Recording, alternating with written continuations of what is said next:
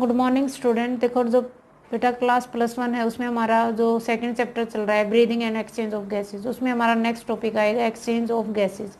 देखो exchange of gases की बात करते हैं तो एक्सचेंज ऑफ गैसेज सबसे पहले कहाँ टेक प्लेस रहेगी, इनसाइड इन लंग्स और एज वेल एज टिश्यू के अंदर। ठीक है, अब जो यहाँ पे ऑक्सीजन और CO2 की जो एक्सचेंज होएगी वो सिंपल डिफ्यूजन प्रोसेस के थ्रू होएगी और कुछ क्या करेंगे यहाँ पे बेस्ड ऑन कुछ प्रेशर कंसंट्रेशन ग्रेडियंट के अकॉर्डिंग यहाँ पे ये जो गैस होंगी वो क्या करेंगे यहाँ पे ability to gases thickness of membrane is involving diffusion process. ठीक है, अब ये जो प्रेशर यहाँ पे कंट्रीब्यूट हो रहा है इसी इंडिविजुअल ऑफ गैसेज के मिक्सर के अंदर, ठीक है, तो उसको हम बोल देंगे यहाँ पे partly pressure. Partly pressure represent by the PO2 oxygen के लिए और PCO2 कार्बन डाइऑक्साइड के लिए। तो ये जो पार्टली प्रेशर है दोनों गैसेज का एटमॉस्फेयर का, और इसकी दो मेन साइट होते हैं डिफ्यूजन गिविंग जो इस टेबल के अंदर दिखा रखे हैं। जैसे ऑक्सीजन, ठीक है, तो एटमॉस्फेयर के अंदर ऑक्सीजन 195, एल्वेलाई के अंदर 104 और ब्लड के अंदर डीऑक्सीजन 40 और ऑक्सीजनेटेड 95%। ठीक है, टिश्यू के अंदर 40 का। CO2 की बात करें तो 0.3, ठीक है, एल्वेलाई के अंदर 40 और डीऑक्सीजनेटेड की बात करें तो 45 और ऑक्सीजनेटेड 40 और टिश्यू के अंदर 45। ठीक है, तो इसके अंदर सेकंड हमारा आ जाएगा कि exchange of gases in lungs. Exchange of gases जब लंग्स की बात करते हैं तो मतलब लंग्स के अंदर जो एल्वेलाई होती हैं और जो पल्मोनरी कैपिलरीज होती हैं, ठीक है, उनके बीच के अंदर जो एक्सचेंज होता है O2 का और CO2 का, उसको हम बोलेंगे एक्सटर्नल रेस्पिरेशन।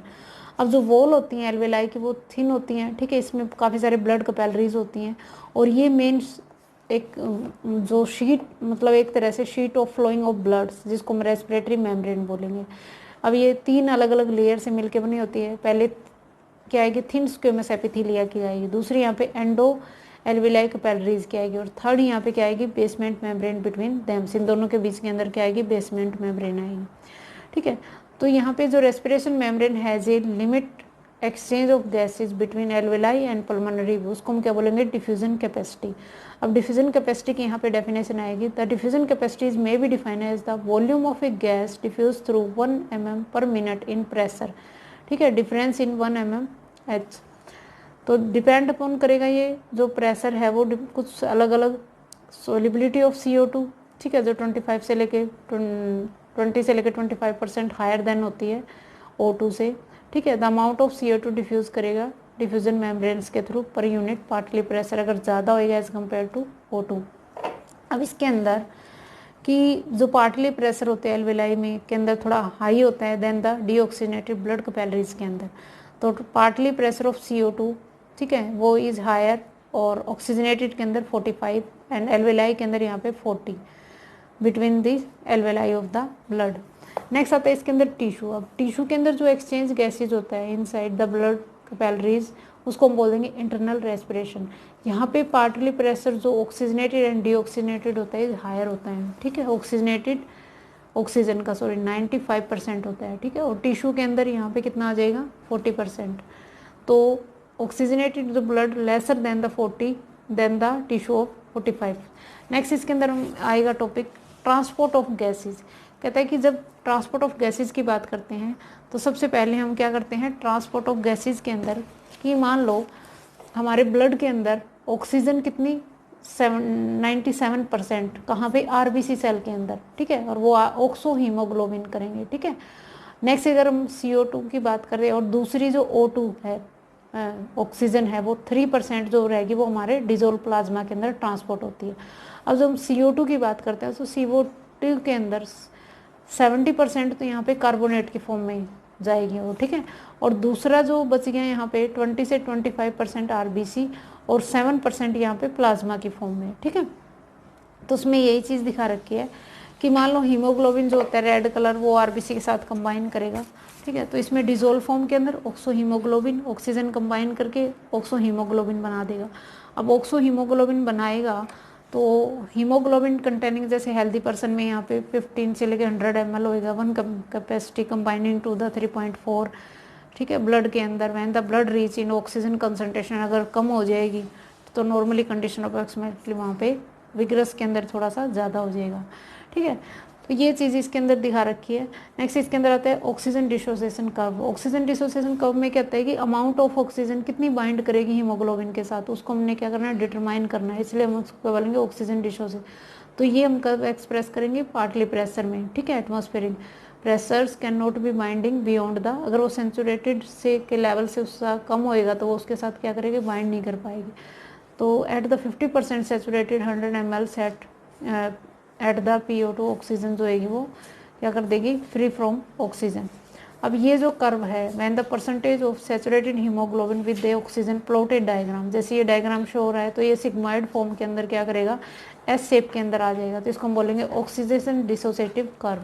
अब कौन कौन से ऐसे फैक्टर अफेक्ट करते हैं इसको, सबसे पहले बाइंडिंग ऑफ ऑक्सीजन हीमोग्लोबिन के, पार्टली प्रेशर की बात कर सकते हैं, CO2 की बात कर सकते हैं, ठीक है, हाइड्रोजन की कंसंट्रेशन की बात कर सकते हैं, pH की, टेम्परेचर की बात कर सकते हैं, ठीक है। अगर डिक्रीज PO2 इंक्रीज CO2, ठीक है, increase hydrogen concentration decrease pH, temperature ज़्यादा हो जाएगा, ठीक है, तो increase in concentration of RBC।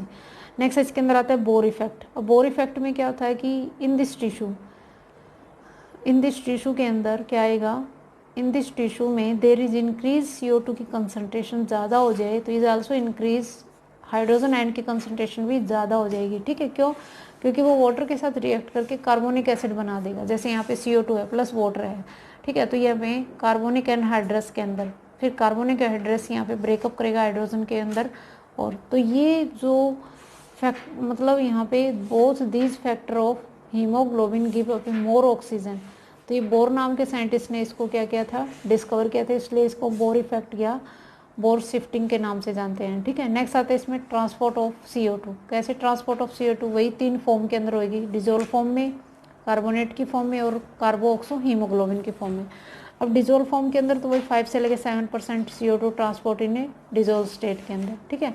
Carbonic form के अंदर यहाँ पे 70% जो बताए transport in form of A carbonic form में, और ये कार्बोनिक एनहाइड्रस बना देगा RBC सेल के साथ, ठीक है। और अब यहाँ पे ये जो हाइड्रोजन आयन है रिलीज होंगे, ठीक है, यहाँ पे oxo haemoglobin RBC weakly acidic and remain in dissociated with A potassium ion, तो पोटेशियम KBO2, तो यहाँ पे हाइड्रोजन आयंस जो रिलीज हो जाएंगे और कंबाइन करेंगे हीमोग्लोबिन के साथ और वो कार्बोनेट की फॉर्म के अंदर आ जाएंगे जो RBC सेल के ऊपर, ठीक है। तो ये जो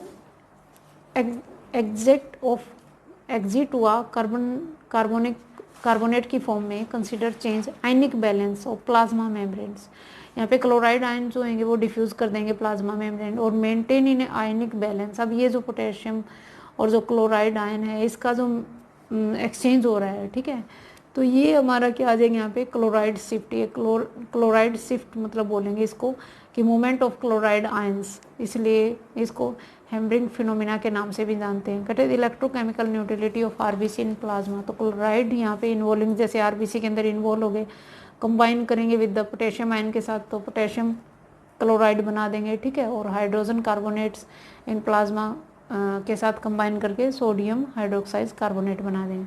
नेक्स्ट आता है इसके अंदर एज कार्बोनिक अमाइनो हीमोग्लोबिन, तो 23% जो CO2 है ट्रांसपोर्ट होती है यहाँ पे कार्बोअमाइन की फॉर्म के अंदर। CO2 जब RBC में एंटर करेगा तो लूजली एसोसिएट होएगी अमाइनो रेडिकल की फॉर्म में, ठीक है, अनस्टेबल होंगे, इसलिए इसको हम कार्बोऑक्सो हीमोग्लोबिन बोलेंगे। Release CO2 in alveoli end of lungs, ठीक है। तो उसके बाद नेक्स्ट इसके अंदर आता है यहाँ पे हैंडल इफेक्ट। हैंडल इफेक्ट में क्या बताते हैं कि binding of oxygen with haemoglobin and display CO2 from the blood is called हेल्डिंग effect, मतलब ऑक्सीजन के साथ ऑक्सीजन बाइंड करेगी हीमोग्लोबिन के साथ और जो CO2 बनेगा उसको हम एक्सचेंज कर देंगे गैसेस के अंदर, तो important role promoting and transporting to the carbonate of Bohr effect. Next इसके अंदर रेगुलेट रेस्पिरेशन। अब इसमें ये बात बता रखी है कि किस तरह से नर्वस सिस्टम का क्या इंपॉर्टेंट रोल प्ले करता है हमारा रेस्पिरेशन के अंदर। तो इसके अंदर जो मेडुला ओब्लंगेटा जो मेन पार्ट है हमारा रेस्पिरेटरी का, कंट्रोल करेगा, स्टिमुलेट करेगा मसल को, डायफ्राम फ्लैटेंग एक्सटेंड और रिब्स होंगे जैसे रेस्पिरेशन अंदर जाएगी, ठीक है। वेंट्रल ग्रुप बता रखा है, प्लमेटिक सेंट्रिक बता रखा है, तो इसके अंदर कुछ अलग अलग सेंटर बने हुए होते हैं। Group of neurons are located medulla oblongata, और पोन्स जो पार्ट है हाइंड, ठीक है, उसको रेगुलेट करेगा रेट ऑफ ब्रीदिंग, ठीक है। तो मेन 3 सेंटर बता दिए, dorsal respiration, ventral respiration, ventral के अंदर जो बोथ इंस्पिरेशन एंड मतलब जब एयर अंदर जाएगी तो डायफ्राम और जो होंगे उनकी उसको मेंटेन करेगा। प्नेउमेट्रिक सेंटर के अंदर डोर्सल नाउस रेस्पिरेटरीज को क्या करेगा, सिग्नल भेजेगा। Lower part of the alveoli vented. Next इसके अंदर कुछ केमिकल कंट्रोल के बारे में बता रखे। कुछ वेन्स ऐसी होती हैं जैसे क्रेनियम नर्व्स जो नाइन्थ के ऊपर प्रेजेंट है, 10th के ऊपर वेजन क्रेनियल नर्व्स होती हैं, वो क्या करेंगे यहाँ पे कुछ जो मूवमेंट होएगी कीमो, कुछ केमिकल रिसेप्टर लोकेटेड होते हैं जो हमारे जो मेन कैरोटिनॉइड आर्टरीज होती हैं उनके अंदर, ठीक है, वो इनको क्या करते हैं, रेगुलेट करेगी। और when the signal of the strong inspirations is lost 05 related with a partly weakened। उसके बाद नेक्स्ट इसके अंदर ये जो चैप्टर है वो हमारा अब ख़त्म हो जाएगा। इसको आप अच्छे से पढ़ के देखना और कोई प्रॉब्लम आए तो अपनी प्रॉब्लम मुझसे शेयर करना। Thank you.